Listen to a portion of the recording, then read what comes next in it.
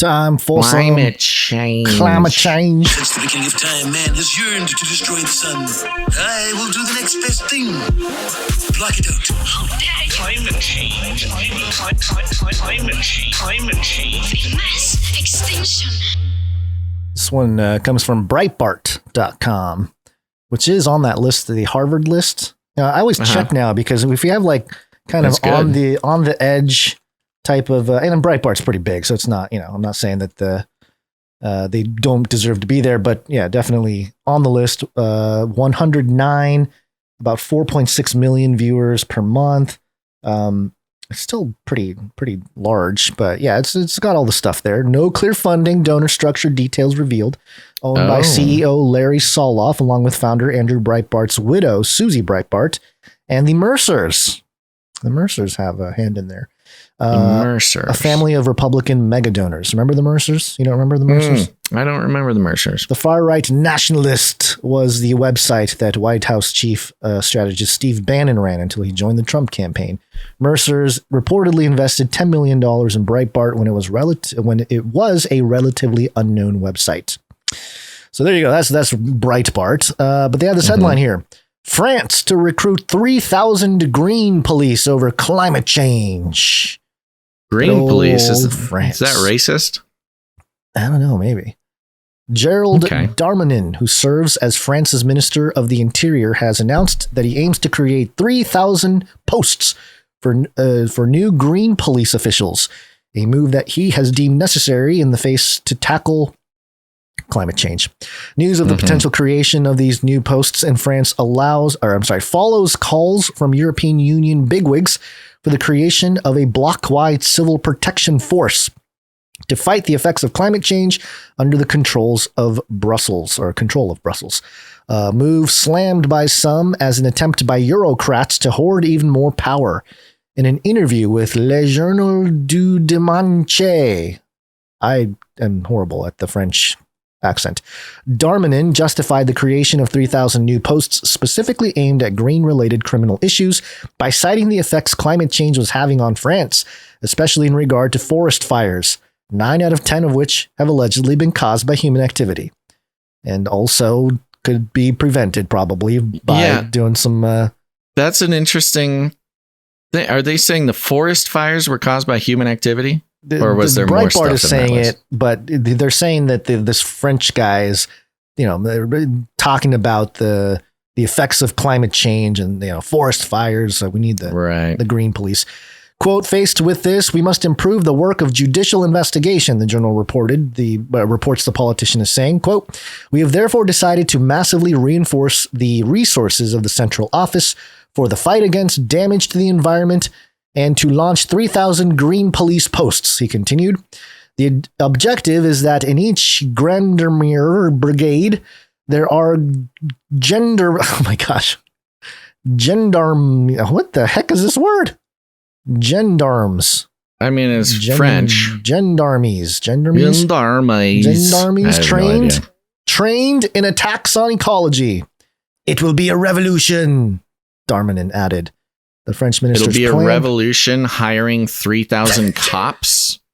Yeah, climate cops.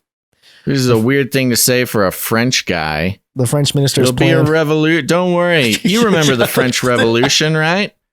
That's when we had a whole bunch of police officers. We hired a bunch of police, and that's what the French Revolution was. Okay, it wasn't had nothing to do with fake heads news on sticks. I hear that's fake news after a bright flash that I saw the other day.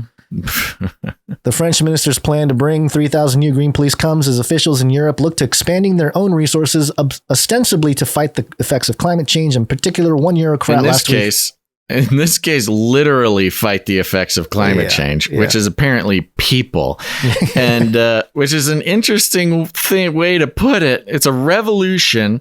We're fighting the effects of climate change. And the headline picture is a bunch of French police officers with gigantic rifles with bayonets affixed to the ends of it. Yeah. Hold on. I'm trying to get to having armed. Here we go. eco police is kind of like having armed IRS agents. Yeah, it seems like the militaries around the world are just arming because they're not even the militaries, non-military. That's what I mean. Law enforcement. Yeah, right. Yeah, I don't know that we need to. They're militarizing. They're militarizing bureaucracy is what they're doing. Yeah, that's what they do with the here. IRS. They don't need a machine gun and 5 million rounds of ammo. Same with this. You basically have regulators. They're basically like eco regulators, or what they should be is eco regulators, but they're giving them guns and calling them eco police. They're going to come stab your. Well, I was going to say they would come stab your pickup truck or something, but I don't think they have pickup trucks in France. Maybe. This is the quote here that I was looking for. They're we have a growing... they're all Subaru Bajas. It's true. Quote, we have a growing sense that more Europe is needed in civil protection. Crisis Management Chief Janez Lenarčič declared regarding the proposal, with the technocrat seemingly arguing that Brussels would be able to provide this quote-unquote protection if handed more sovereign power over its member states. Indeed. However, such a suggestion has been denounced by critics, with one MEP saying that, quote, unelected bureaucrats in the organization, quote, are using an excuse to grab more power. Which, it's pretty obvious here. Again, because it's all out in the open, I feel like both sides are becoming more bold, and that's part of the divide and that guy's going to get called a racist or something. Yeah, now. Racist. He's going to get canceled. Yeah, Russian or something, yeah. Looks like there's a decent amount of pushback, though. Here's a quote. These European bureaucrats are not the solution, but the cause of many problems that the EU is facing. And the deeply damaging energy crisis is just proof of that, said Cristian Terhes, a member of the European Parliament for Romania. Oh, is that woman?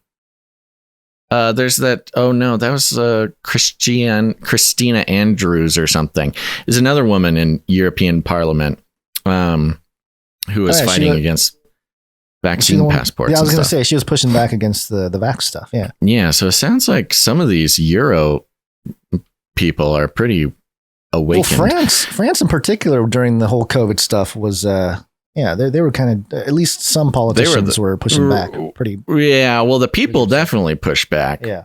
Quote, handing to these irresponsible and unaccountable bureaucrats is even more power would just simply be irresponsible, he continued. You know That's a great way to put it. Yeah, this is just irresponsible. Yeah, Breitbart changed the headline here. This wasn't in the headline before, but they're leading the headline now with "Great Reset." I wonder why they did that. That's probably for more clicks. Yeah. But here's an interesting one. Quote, what Europe needs is a rebirth of national and sovereign democracy with creativity and power for local people rather than one-size-fits-all bureaucratic control from the center of Brussels. So the same sort of pushback against the EU that they've been getting for a while. They're nationalist Putins. These people that want national sovereign democracy. What are you talking? Yeah. These Republican Putins. Tale as old as time. It's the globalists against the nationalists. Yeah. And well, it is Breitbart, so they do a great job of framing things that way. Yeah. Along the same lines, dailymail.com.co.uk headline, how the Germans deal with the eco mob. Riot police. This one too. Really? Yeah. Let me read mine and I want to hear yours. How Germans deal with the eco mob! ! Riot police crack down on green protesters trying to bring Hamburg to a standstill by using batons, pepper spray, and water cannon. Well, that's pretty typical Daily Mail long headline. This one I have is German riot police crack down on eco protesters trying to bring Hamburg to a standstill. Interesting. Also interesting, that term eco mob is pretty common here. German police employed batons, pepper spray, and water cannons against a group of eco zealots on Saturday as they staged a sit-down protest on major railway supply line in Hamburg. Dozens of protesters, led by the eco mob Ende Gelände, which translates to here and no further, attempts to disrupt the major northern city by blockading the Katwijk Railway Bridge, which leads to the nearby harbor. Ahead of their action, Extinction Rebellion, who were also involved, said, quote, "We are blocking a central hub of German foreign trade, here to draw attention to the consequences of modern colonialism." The sit-down on the bridge was one of a series of blockades involving more than 1,000 people at different locations, designed to interrupt cargo traffic in protest against, quote, "the expansion of fossil fuel infrastructure and colonial supply chains." The protesters' main gripe, and it goes into the things, specifically the liquid natural gas terminals, which are set to cover the German coast. LNG can be extracted, blah, blah, blah. Has to do with the war in Russia and the sanctions. Mm-hmm. According to police, some of the eco-warriors on the bridge used pepper spray. Oh, the eco-warriors used pepper spray on officers when they tried to move them along, sparking clashes. Police said they used pepper spray back. "Oh, you don't pepper spray me, I pepper spray you," before employing batons and water cannons to break up the blockade. The activists said in an update at 5 p.m. local time that the authorities were blocking drinking water from being delivered to the protesters, while also keeping out members of the press and medics, adding that parliamentary observers are on site. Ominous. The police's tough stance and the stark contrast, blah, blah, blah. You get it. So, Extinction Rebellion at it again, getting the pepper spray, getting the batons. You know what? You got to give it to these kids, man. They are not afraid to get knocked on the head with a police baton. Yeah, and just in terms of the eco mob or eco warrior, and they're trying to with their whole message there. The contrast between sort of the masculine police officers in their gear here with these the pictures you're talking about, the photos of these guys in beanies, and they got their white, I guess it's like a lab coat type of thing with masks. I mean, seriously, if I was an Extinction Rebellion person, I would be promoting just working out, just everybody, men, women, push-ups. Everyone do push-ups. Look, we're trying to do like a militant thing here. We need to get fit. We need to work out. We need to get some muscles. We need to beef up. If for nothing else, that it'll be harder for the cops to pick you up and carry you away. Yeah. There's a picture here of literally a cop picking up a kid, an Extinction Rebellion guy. I guess there's a couple of cops, and he's curled up into a little ball. It's the most pitiful thing I've ever seen. I'm sorry. Pepper spray. I'm sorry. This is not a good look for your militant eco movement. He's like literally playing dead. Like he curled into a little ball. He's in the fetal position, holding his knees with his arms as if that's going to do anything. And the cops just walk up to him, pick him up like a briefcase, and just walk away. A lady cop, too, on one side. You got a lady cop. Yeah. Lady cop. She's looking pretty buff though too. Yeah, she looks pretty strong. So not a good look. And I don't know what's up with the like tattoo markings on their foreheads, but that doesn't. Is that what it is? I was trying to figure out what that is. I thought it was just like sweaty hair or something. Yeah, maybe. But you're right. A lot of them have it. Let's see if I can zoom in. Yeah. Can you zoom in? Kind of. I mean, I'm already. Yeah, they like wrote something on their foreheads or something. Yeah. It's probably cool. XR for Extinction Rebellion, which by the way, went to their website, and they got their whole thing, a pretty snazzy, colorful website. They have a find your group section. It's like their own meetups. Oh, they got a meetup section. Yeah. And guess what? There's one in Antarctica. I don't know who's meeting in Antarctica, but there's an XR meetup in Antarctica. And it's funny because the map shows Antarctica with the, little pinball there with the XR logo. But the thing I noticed, Basil, is they have like these pieces of I don't know, little icons or little art pieces. There's one where there's like a pair of eyes, kind of like a vector. And they're doing their different versions of their logo, kind of. Yeah, and then they have a logo with a bird on it. It looks like a canary. Yeah, I don't know, that would make sense. I think they're ripping off the whole Jack Canary Cry man thing.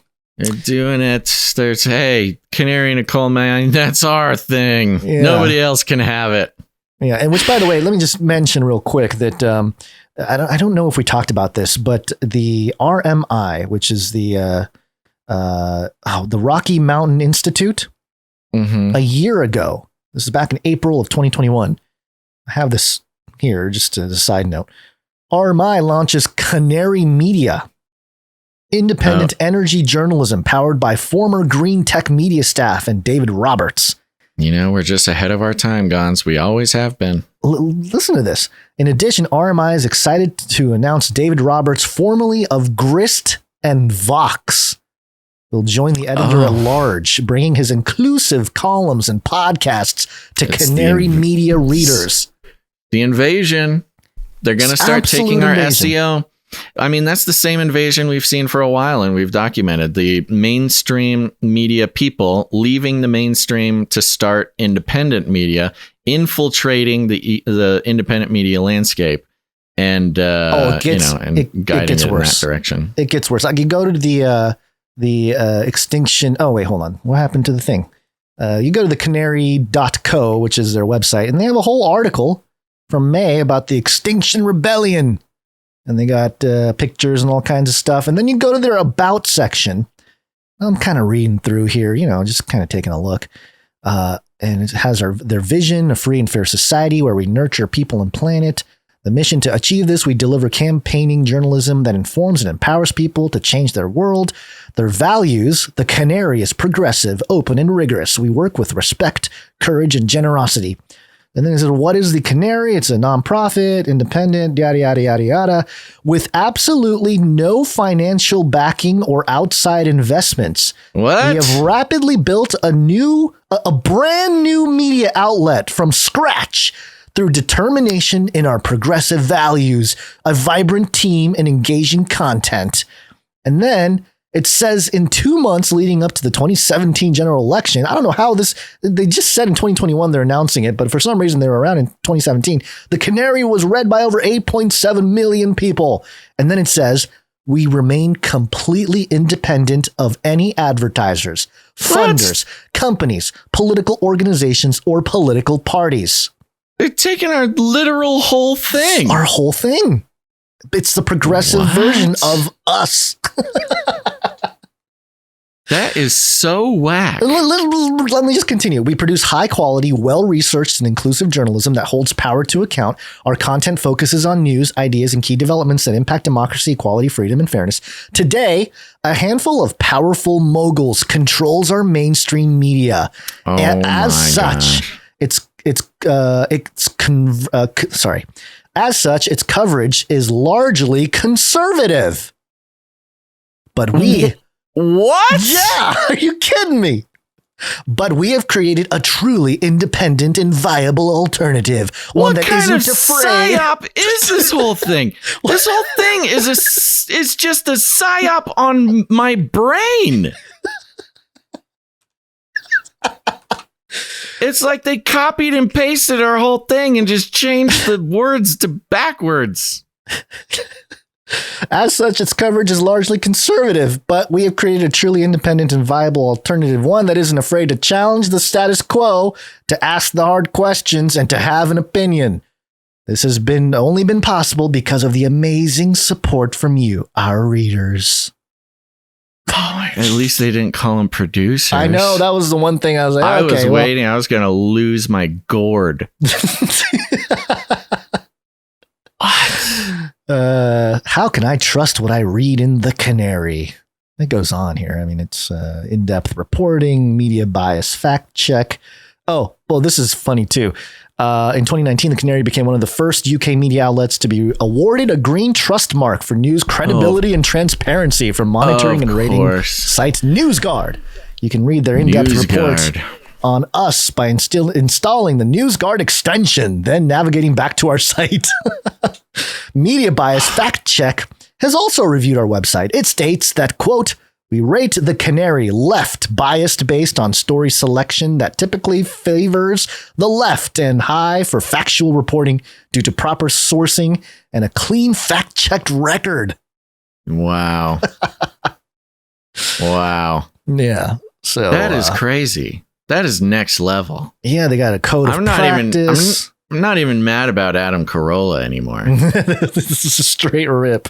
Where does the money come from and where does it go? In August 2019, Canary became primarily a reader-supported media platform.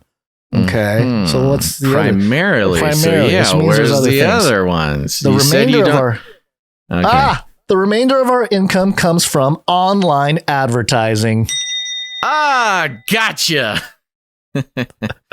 Yeah, look at that. They can't even fund theirs without advertising. Yeah, they pay their writers hourly, and you they know what get, it probably was. Yeah. They probably were doing the value for value thing, and then people couldn't do it. They're like, oh my gosh, this is not a lot of money. Not going to work. Do advertisements. We need to pay these 13 hard-hitting journalists. And we need to give him holidays and sick day pays and pensions. Right. We have actual employees we need to pay. That's the secret. You gotta not have any employees, and you gotta have producers. You gotta have people who make the show because of the value they receive. That's the way to do it. Yeah. They couldn't do it. They couldn't quite make it to the revolutionary, the true radical format that is the value for value model. Yeah. So, and I love how they say they don't take corporate money except from advertisers. From advertisers. Hello? You take a bunch of corporate money. Well, no. Well, see, we only advertise white labeled male enhancement products or something. Yeah, I don't what know. the heck? We only don't take stuff from corporate money. China. We only advertise stuff from Alibaba. Yeah, right. I'm trying to think of how you could advertise with that. Well, we only advertise LLCs is what they would have to do to not take corporate money, but still advertise. That is so whack. Yeah. Well, there you go. But I'm speechless. Encourage all the producers out there. Speechless. Jeez Louise. What does it never end? Why does this have to be our life, Gons? I don't know. All right. Well, I got something equally as egregious here to share with you. Oh, The Guardian. Great. TheGuardian.com. Just a quick one. Oh. Headline: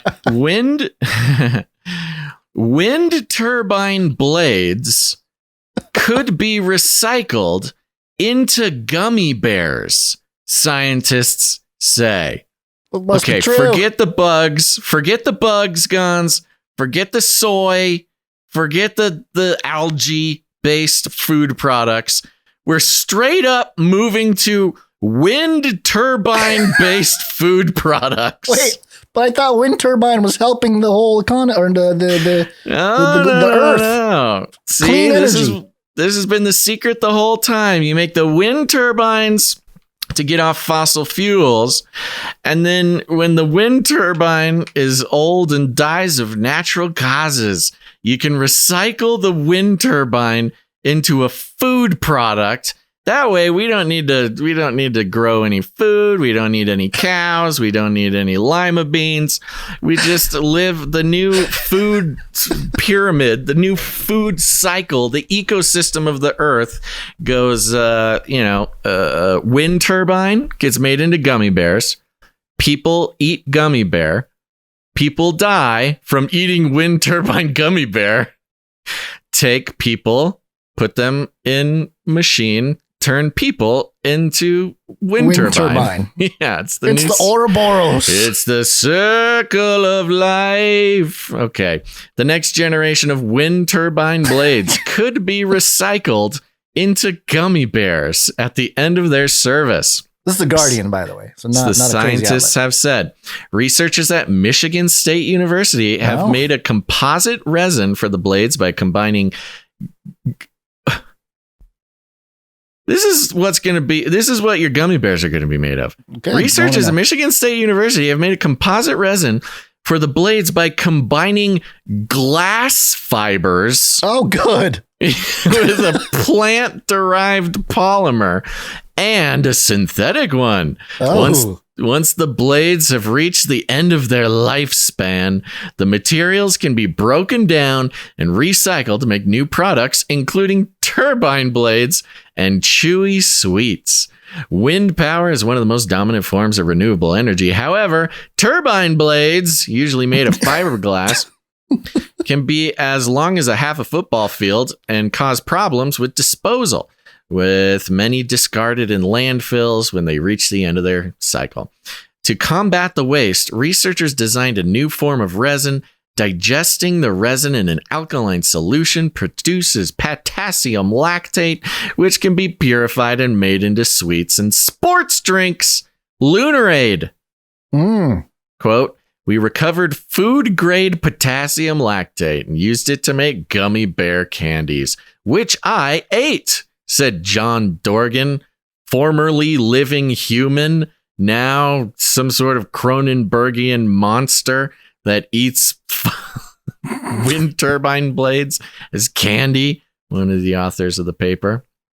The alkaline digestion also releases polymethyl methacrylate. Oh, we get meth out of it. Or PMMA, a common acrylic material used in windows and car tail lights. Oh, boy. Wonderful. On eating gummy bears that are derived from a wind turbine, Dorgan says,